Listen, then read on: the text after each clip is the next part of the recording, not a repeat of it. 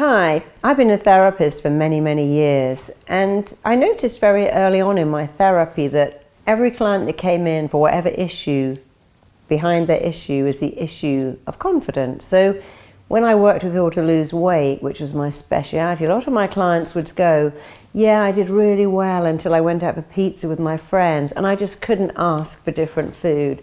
I couldn't go somewhere and say, can I have the fish without the sauce, or can I have the salad without the dressing? Then I'd work with people who had alcohol problems, and they'd say, you know, I'm fine until I go to the pub, but I don't know how to say in front of people, I'm not drinking. I work with many children who come in who are bullied, and several who are bullies. And behind that was the same issue of, I need people to like me. And we're never taught in school that the word esteem actually means how much I like myself. So when I'm talking to you about confidence and self-esteem, when we say, I hold that person in the highest esteem, we mean I like him, I value him. And we buy all these books and products on self-esteem without even understanding what self-esteem means. Self-esteem means how much you like yourself, how much you value yourself. And you know what? Until you really like yourself, nothing else matters. Often my neighbors, because I work so much at home now, will go, oh, I saw this movie star coming to your door, because they always turn up in a limo with a bodyguard, or I saw this famous model leaving your house, and why are they seeing you? They're perfect. But people who have everything often don't have the one thing they really need, high self-esteem. It's why so many people who make it and who we look at and envy, like Robert Downey Jr. or Philip Seymour Hoffman or Heath Ledger, end up taking a lot of drugs and destroying themselves because they try so hard to make the world like them, and they succeed, but you have to like yourself. So if you're lacking confidence in any area of your life, that may be in your career, that you can't sell, or you can't pitch, or you can't speak, or you're not very good at going for an interview. It may be that you can't go for a promotion, or in your job you're not able to speak up and share your ideas. It may be in your professional life that you're not attracting the kind of person you'd like to share your life with because you don't feel good enough. Maybe even in your area of your health, you don't go to the gym because you don't feel you're good enough to go to the gym. You don't ask for particular foods because you haven't got the confidence to go, I don't eat pizza or fries.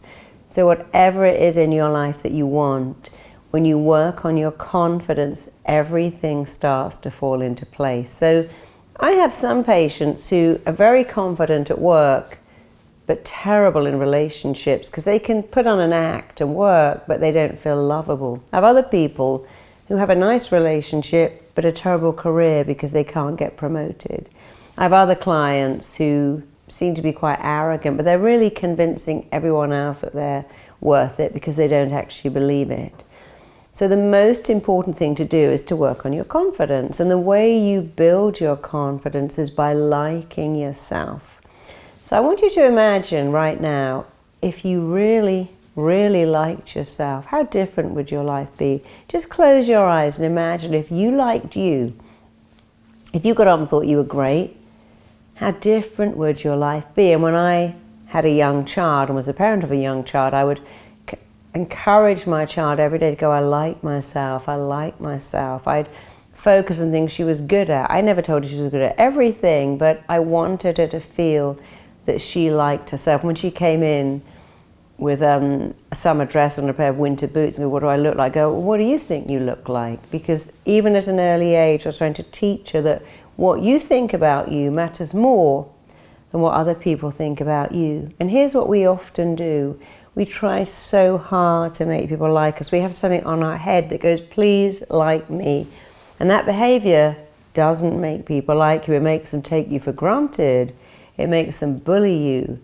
And we often send children out into the world trying so hard to make people like them because they believe, if everyone else likes me, I'm okay. I see that with young women and young men just new to the dating scene, trying so hard to please the person they're dating. And actually it doesn't work. What works is going through life with a something in your head that says, I really like me, and if you like me too, that's great. But if you don't, I can live with that too, because I like me. So I'm going to give you one of my best-selling CDs, which is called Confidence and Self-Esteem, and it explains to you how to like yourself. In fact, actually it hypnotizes you. There's no work for you to do. You simply put it on, you listen to it, and it begins to fire in you really high self-esteem. Because you know what? Every baby on the world is born loaded with self-esteem. No baby, when they're being pushed down the street in their stroller, goes, oh, don't look at me, I'm having a bad hair day, or I've just been sick on my little romper suit, or I've got really fat legs. Babies' first experience on the planet is being looked at. When you're born, the doctor, the nurse, the midwife look at you. Family come to visit you. You get your picture taken, people show you off, and babies don't avert their eyes when you take their picture. When I used to push my little girl down the street, people would look in her pram, go, oh my God, she's so gorgeous. She never looked away, she kicked her little legs, she gave a big gummy smile, because she knew that she was gorgeous too. And if you ever doubt that children like attention, go to a park, go to a swimming pool, and you hear every child going, Mummy, Mummy, look at me on the swing, Daddy, watch me on the slide, Mummy, Mummy, watch me jump in the water, watch me swim, watch me jump, because children have this belief that I'm worthy of attention, and I like it, and I can ask for it, and I'll get it.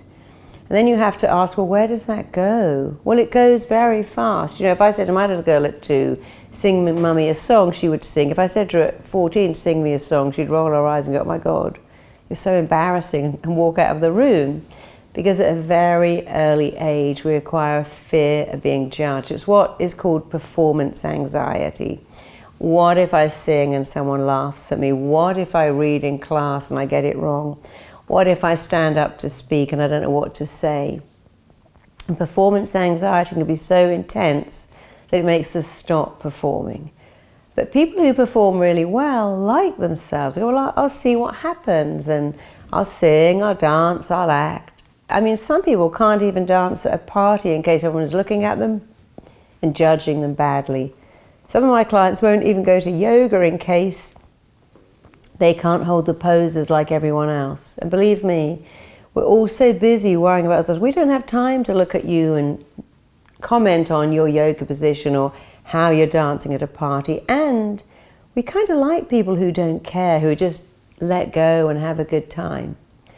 So the thing you need to have phenomenal confidence really are 2 things. Stop judging yourself and be nice to yourself. You see, the only person in the world who is judging you is you. No one else is going, oh, look at you and look at what you're doing and that's wrong. And if there is anyone in your life doing that, if anyone in your life is judging you, they are unhappy, because critical people have the most criticism reserved for themselves. They express outwards their own dissatisfaction. Happy people go, I love seeing someone fat at the swimming pool having a great time. I love the fact that they're so happy and uninhibited. Happy people go, I love hearing children dancing and laughing and making a noise because they're happy. So critical people have the most criticism reserved for themselves. They express outwardly their own dissatisfaction. Unhappy people criticize. Happy people praise. So here's some things I want you to start doing today, right now, that will build your self-esteem super fast. The number one thing is to praise yourself. There is nothing that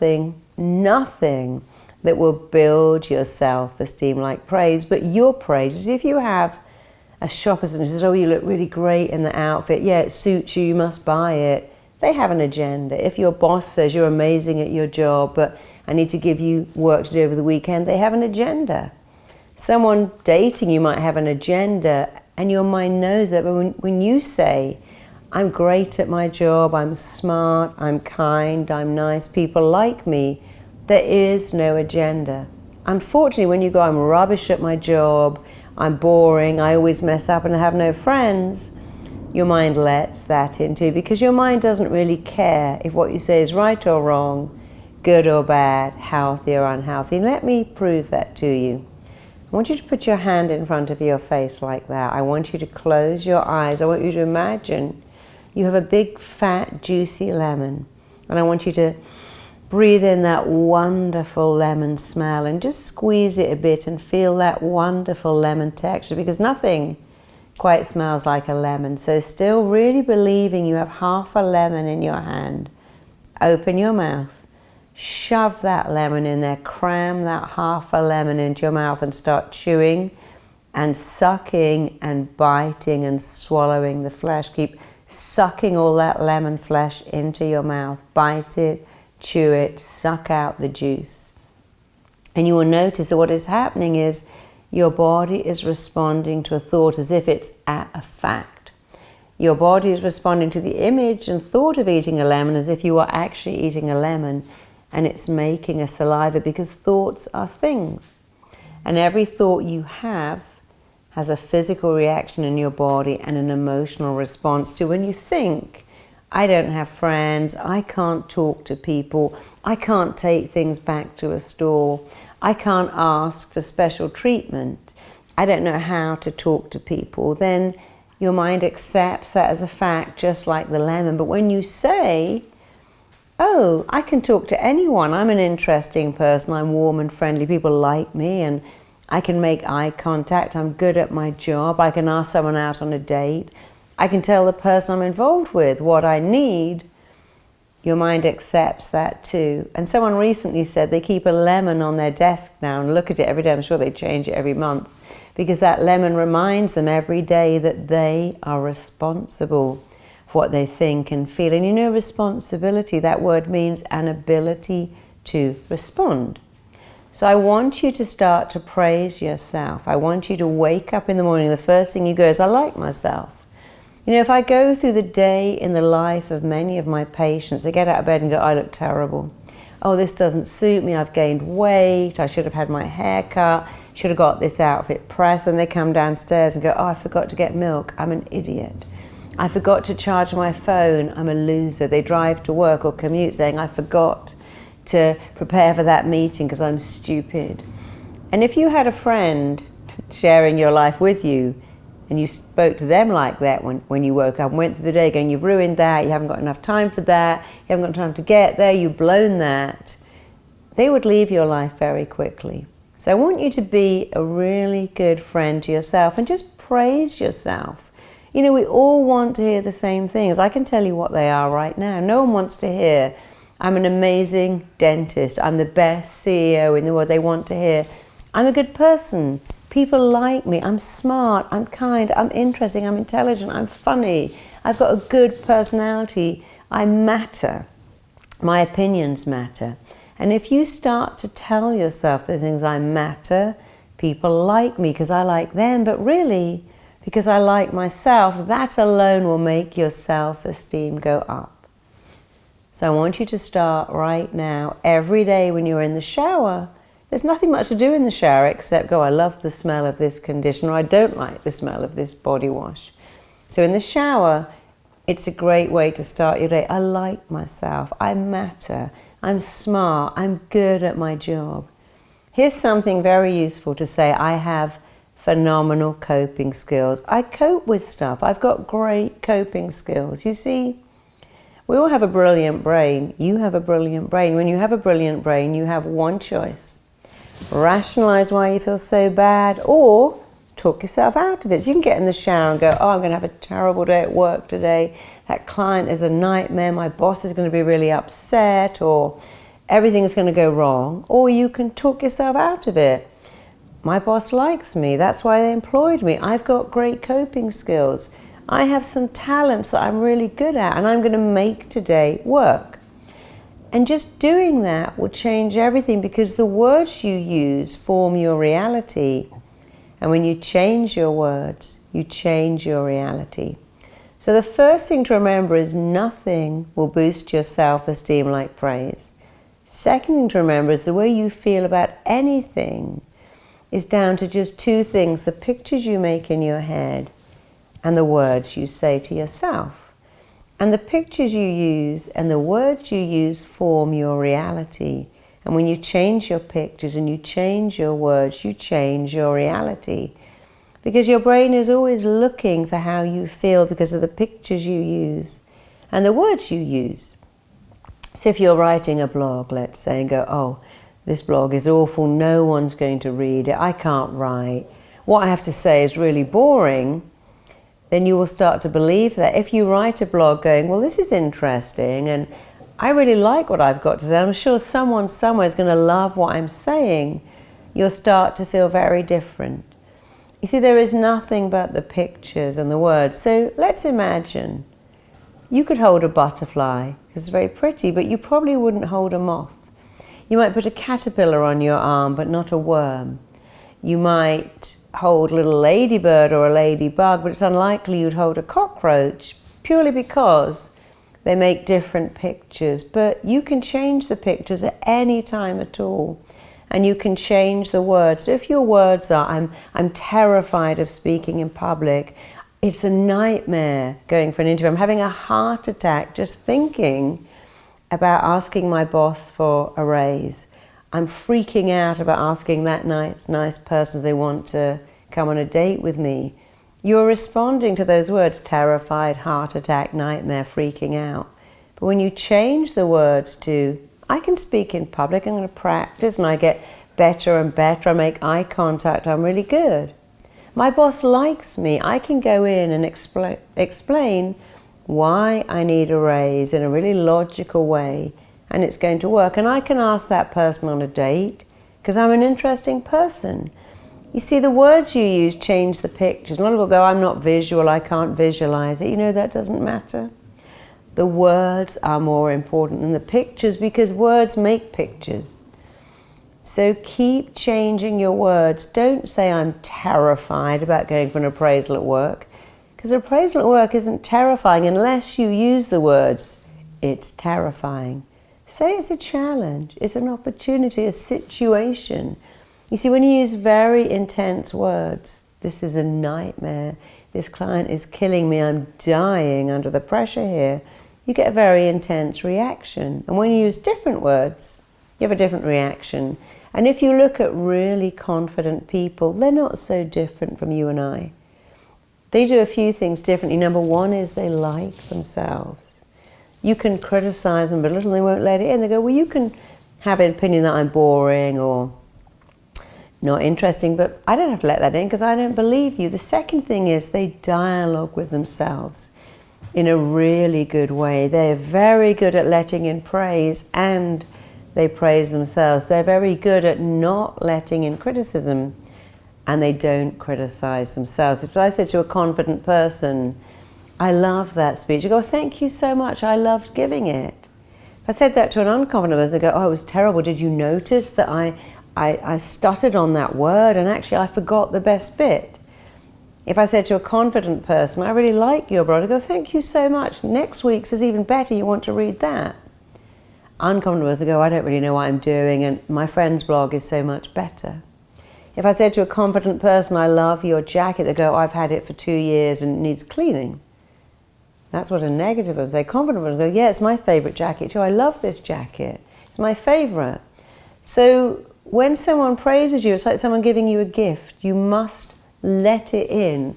And if you really want to grow in confidence, when someone gives you a compliment, say thank you, but then start adding to it, yeah, I loved writing that book, I love my job, I love selling, yeah, I particularly like these shoes, they're my favorite.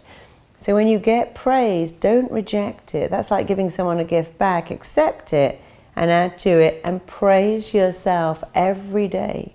Think about something great about yourself. So to grow in confidence, praise yourself a lot. You don't have to go over the top. Just keep saying those things. I matter. I'm a good person. I'm smart. People like me because I'm warm and friendly and interesting because I like them back. Let praise in. Dialogue with yourself in a very particular way. You know, I worked with someone who was going to therapy every week. She had a lot of issues.